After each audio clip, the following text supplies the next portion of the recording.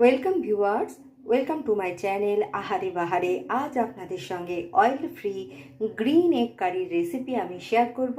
তার জন্য নিয়েছি এগ সেদ্ধ করে নিয়েছি এক বাটি কড়াইশুঁটি, ধনেপাতা, আদা, রসুন, পেঁয়াজ ও কয়েকটা কাঁচা লঙ্কা। আমি সবার প্রথমে রান্নাটা করার জন্যে এই সবগুলো একসঙ্গে, মানে ডিম ছাড়া সব মশলাগুলোকে একসঙ্গে মিক্সারে পেস্ট করে নেব। রান্নাটা করার জন্য একটা ননস্টিকের কড়াই নিয়েছি। কড়াইটা আমি গ্যাসের সিমে বসিয়ে কড়াইটাকে গরম করে নিয়ে ওর মধ্যে সেদ্ধ করা ডিমগুলো দিয়ে দিচ্ছি, আর একটু হলুদ আর একটু লবণ অ্যাড করে দিলাম। এবার একটু নাড়াচাড়া করে তুলে নেব ডিমগুলো তুলে নেওয়ার পরে ওই কড়াইয়ের মধ্যে আমি একটু গোটা গরম মশলা ও জিরে ফোড়ন দিলাম। এর গন্ধ বেরোনো পর্যন্ত আমি একটু গরম করে নেব।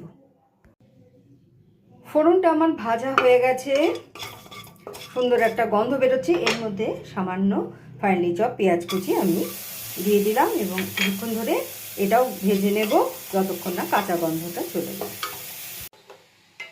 দেখুন পেঁয়াজটা একটু নরম হয়ে এসছে, কাঁচা গন্ধ চলে গেছে। এবার বেটে রাখা মশলা আমি এর মধ্যে অ্যাড করে দিলাম এবং খুব ভালো করে কষিয়ে নেব যতক্ষণ না কাঁচা গন্ধ চলে যায়।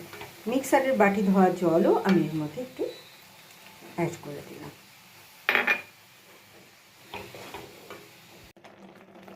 দেখুন মশলাটা আমার কষানো হচ্ছে। এর মধ্যেই আমি বেসিক কিছু মশলা, নুন, হলুদ, 2 রকম লঙ্কার গুঁড়ো, জিরের গুঁড়ো অ্যাড করে দিলাম।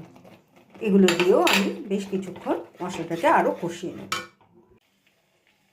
দেখুন মশলাটা আমার প্রায় কষানো হয়ে গেছে। এবার ফ্যাটানো টক দই আমি এর মধ্যে অ্যাড করে দিলাম, আর স্বাদটাকে ব্যালেন্স করার জন্যে খানিকটা চিনিও আমি এর মধ্যে অ্যাড করে দিলাম। এবার সব কিছু আবার একসঙ্গে কষবো।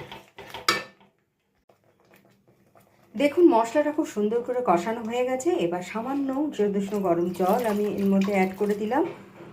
একটু নাড়াচাড়া করে এর মধ্যে আমি ডিমগুলোও অ্যাড করে দেব। ডিমগুলো আমি অ্যাড করে দিলাম, আর এর মধ্যে 2টো কাঁচা লঙ্কা চেরা অ্যাড করে দিয়ে আমি সব কিছু একসঙ্গে মিশিয়ে কিছুক্ষণ ঢেকে রান্না করব।